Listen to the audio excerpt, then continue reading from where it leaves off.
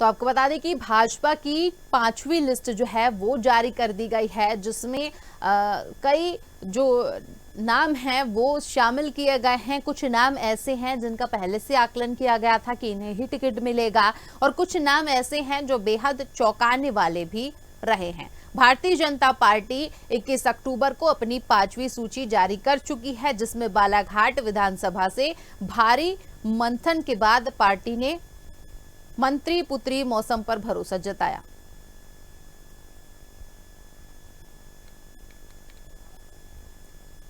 चलिए, ज्यादा जानकारी के लिए हमारे साथ इस पूरी चर्चा पर हमारे साथ सरदारपुर से हमारे रिपोर्टर नरेंद्र जुड़ गए हैं। हम उनसे चर्चा करेंगे। सरदारपुर का जिक्र किया जा रहा है, किस तरह से रणनीति दिखाई दे रही है, क्योंकि जो फैसले लिए जा रहे हैं बीजेपी के द्वारा वो लगातार चौंकाने वाले रहे हैं। जी जी, आईसीसी मैं बता देना चाहूंगा कि सरदारपुर का भी अगर टिकट को लेकर अगर फैसला आया है तो बड़ा चौंकाने वाला है। लास्ट 5वीं सूची में 92 नाम जिसमें जारी हुए, उसमें सरदारपुर से भाजपा के प्रत्याशी वेल सिंह भूरिया को अधिकृत प्रत्याशी घोषित किया है। साथ ही अगर बात की जाए तो वेल सिंह भूरिया की अगर बात की जाए तो सरदारपुर में वेल सिंह भूरिया काफी गद्दार नेताओं में गिने जाते हैं, करीबी शिवराज सिंह जी के काफी करीबी माने जाते हैं। जी आईसीसी, अगर हम बात करते हैं तो जैसा कि हमने देखा कि कई जगह पर जो है युवाओं को मौका दिया गया है, तो कई जगह पर जो काफी दिग्गज नेता हैं उन्हें मौका दिया गया है। ये जो रणनीति है ये समझ से परे है। जी जी, आईसीसी रणनीति की अगर बात की जाए तो रणनीति में अगर आप बात की जाए 2013 विधानसभा चुनाव में प्रताप ग्रेवाल को 500 वोटों से हार का सामना करना पड़ा था वेल सिंह भूरिया के सामने। उसके बाद में 2018 की अगर बात की जाए तो 2018 में वेल सिंह भूरिया का टिकट काट दिया था पार्टी ने, साथ ही संजय बघेल को टिकट दिया था। वहां पर भी पार्टी को हार का सामना करना पड़ा था।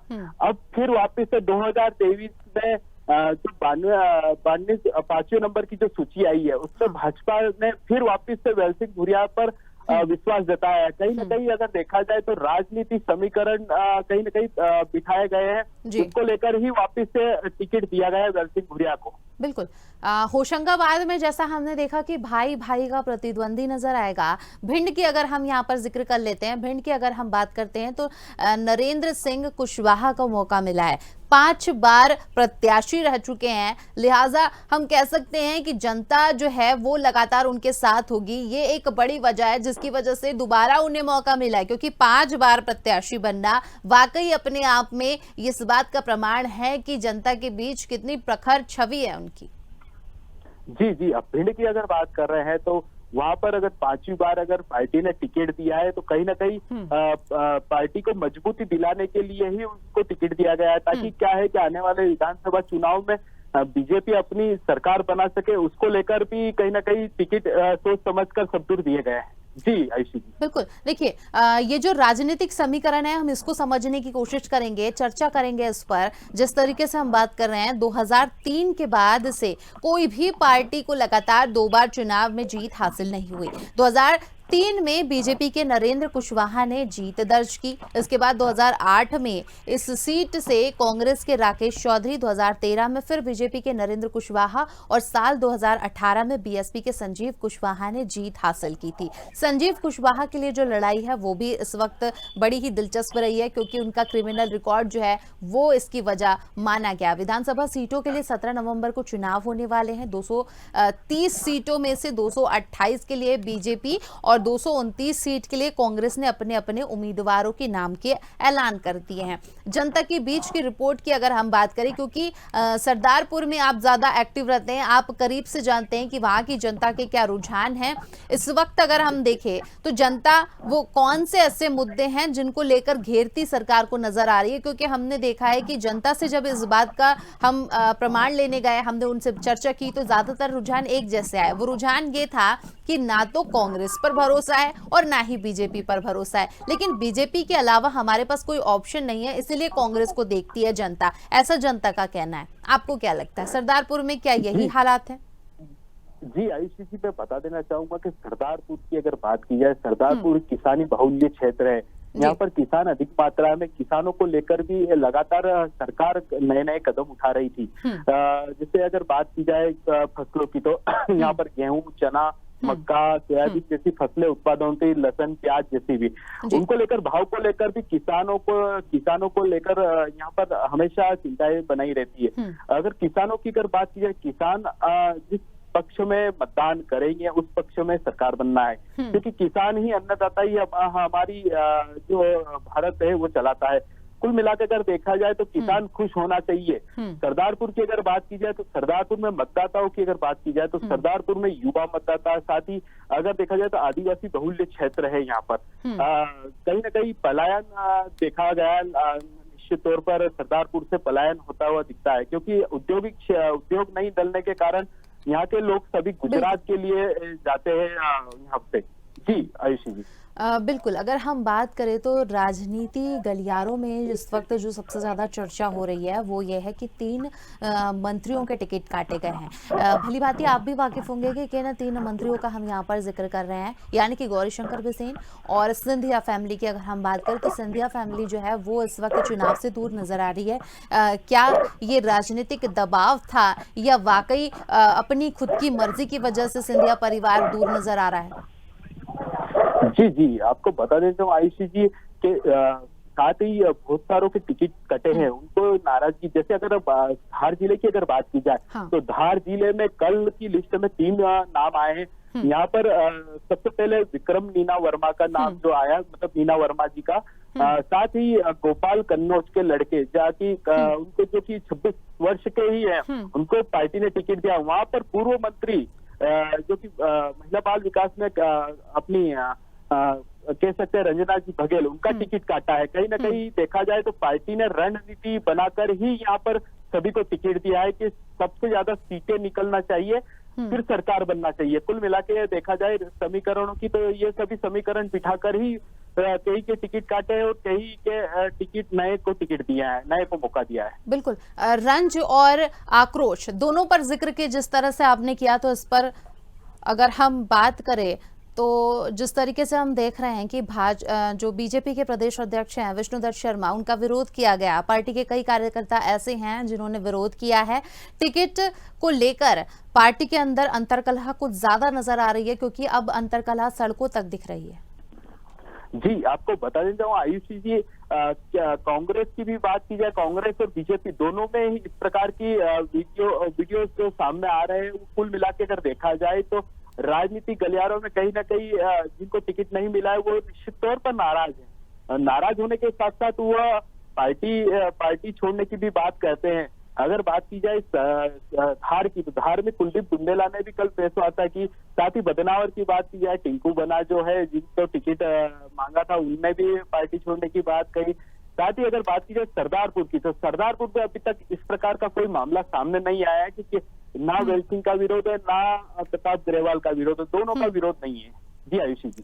बिल्कुल, अगर हम बात करें तो हमने कुछ सीटें ऐसी देखी जिसमें काफी बुजुर्ग नेताओं को मौका दिया गया, यानी कि युवाओं को जो है नकारती हुई नजर आ रही है बीजेपी, क्योंकि एक तरफ तो बीजेपी युवाओं की बात करती है, हमेशा से ये कहती दिखती है कि युवाओं को मौका दिया जाता है, परिवारवाद, वंशवाद को नकारा जाता है। लेकिन हमने इस बार जो है वो देखा कि यहाँ पर पुराने चेहरों को ज्यादा मौका दिया जा रहा है, युवाओं को नकारा जा रहा है। सिंधिया समर्थकों की बात करें, उनके भी टिकट कटे हैं। क्या वजह है इन सब की? बात करना चाहूंगा मैं इंदौर शहर की। इंदौर शहर में कैलाश जी विजयवर्गीय के जो लड़के थे, आकाश विजयवर्गीय, उनका भी टिकट कटा है। कहीं ना कहीं युवाओं का भी टिकट कटा है।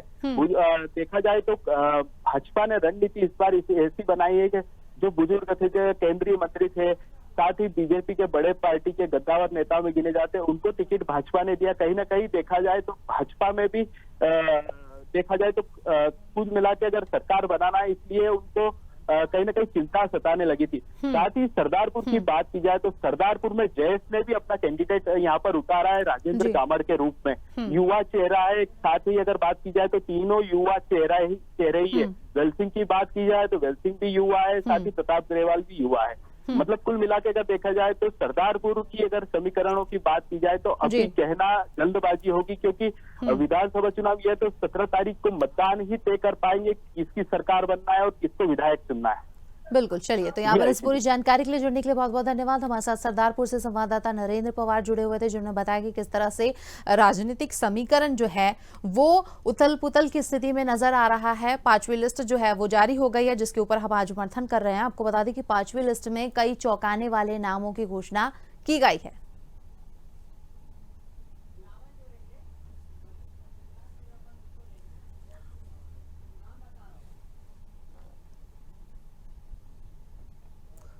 तो बात कर रहे हैं हम बीजेपी की 5वीं लिस्ट की। जिस तरीके से शुरू से ही जिक्र किया जा रहा था, कुछ नाम ऐसे संभावित थे जिनका नाम पहले से ही डिसाइड किया गया था। सभी को लग रहा था कि इन्हें ही टिकट मिलेगा। उन नामों में से एक नाम है बालाघाट से मौसम का, जो कि गौरीशंकर बिसेन की पुत्री हैं। वहीं जिस तरीके से हमने देखा था कि प्रदीप जायसवाल जो हैं वो वाराणसी से उन्हें टिकट दिया गया है। जाना माना नाम है दोनों ही, और दोनों ही का जो राजनीतिक करियर है, राजनीतिक सफर रहा है, वो जनता से रूबरू, जनता से मुखातिब होने वाला रहा है। जनता दोनों को ही जो है ज्यादा मानती है, और दोनों का ही राजनीतिक दबदबा अपनी जगह बरकरार है। शायद ये एक ऐसी वजह है जिसकी वजह से बीजेपी ने दोनों को मौका दिया है। तो हम बात कर रहे हैं 5वीं लिस्ट की। जिस तरीके से बालाघाट का हम जिक्र कर रहे हैं, सांसद और अनुभवी नेता गौरीशंकर बिसेन ही प्रत्याशी होंगे, ये सोचा जा रहा था। लेकिन इस बार जो है उनकी तरफ से साफ कर दिया गया था कि वो इस बार चुनाव लड़ना नहीं चाहते हैं, बल्कि अपनी बेटी मौसम हरिनखेड़े को चुनाव लड़ाना चाहते हैं। और ऐसा ही कुछ हुआ भी, क्योंकि बीजेपी की तरफ से मौसम को जो है बालाघाट विधानसभा सीट की कमान दी गई है। वाराणसी की अगर हम बात करें तो वाराणसी में पार्टी ने भाजपा में नए नए सदस्य बने विधायक प्रदीप जायसवाल को अपना प्रत्याशी बनाया है। हालांकि ये पार्टी ने प्रदेश के पहले ही विधायक जायसवाल को टिकट देने पर भरोसा दिलाया है, जिसके बाद ही विधायक जायसवाल ने प्रवेश किया था, जिससे यहां उनका नाम लगभग तय माना जा रहा था। सबसे चौंकाने वाला नाम बालाघाट विधानसभा से आया। जी हां, बालाघाट विधानसभा में युवा नेत्री मौसम को पार्टी ने अपना उम्मीदवार बनाया है, जो मंत्री पुत्री के साथ ही भाजपा की महामंत्री भी हैं। आपको बता दें कि 40 साल से जिले की राजनीति में अपना लोहा मनवा रहे महाकौशल के कद्दावर नेता गौरीशंकर बिसेन की द्वितीय सुपुत्री मौसम ने इंजीनियरिंग तक की पढ़ाई की है। बचपन से राजनीतिक माहौल में पढ़ी बड़ी हैं। मौसम ने राजनीति के माध्यम से सामाजिक सेवा का दृढ़ निश्चय कर अपने पिता के नक्शे कदम पर चलने की ठानी थी, और पहली बार भाजपा के युवा जोड़ो अभियान की संयोजिका के रूप में भाजपा की सक्रिय राजनीति में पदार्पण भी किया था, जिसके बाद उन्होंने फिर पीछे मुड़कर नहीं देखा। वर्तमान में महिलाओं के बड़े संगठन वामा महिला मंडल आर्ट ऑफ लिविंग, जिले के अग्रणी महाविद्यालय पीजी कॉलेज की जनभागीदारी अध्यक्ष और भाजपा की जिला महामंत्री के पद पर कार्यरत हैं। एक अच्छी वक्ता के साथ ही पिता की विरासत को संभालने वाली महिला नेत्री के रूप में जिले में पहचानी भी जाती हैं। एक समय में वे भाजपा के प्रदेश कार्यकारिणी की सदस्य भी रह चुकी हैं। चुनाव के पूर्व भाजपा की विकास यात्रा से लेकर जन आशीर्वाद यात्रा का नेतृत्व भी उन्होंने बखूबी किया, जिन्हें मंत्री की विरासत के रूप में देखा जाता रहा है, और विगत लंबे समय से उन्हें प्रत्याशी बनाए जाने की मांग की जा रही थी। इस चुनाव में मंत्री गौरीशंकर बिसेन के चुनाव नहीं लड़ने का ऐलान कर चुके थे, इसीलिए उनके विकल्प के रूप में भाजपा ने उनकी बेटी मौसम का नाम आगे बढ़ा दिया, और स्वयं मंत्री बिसेन पार्टी का नेतृत्व को गले में बीमारी की बात कहकर बेटी को मौसम को टिकट दिए।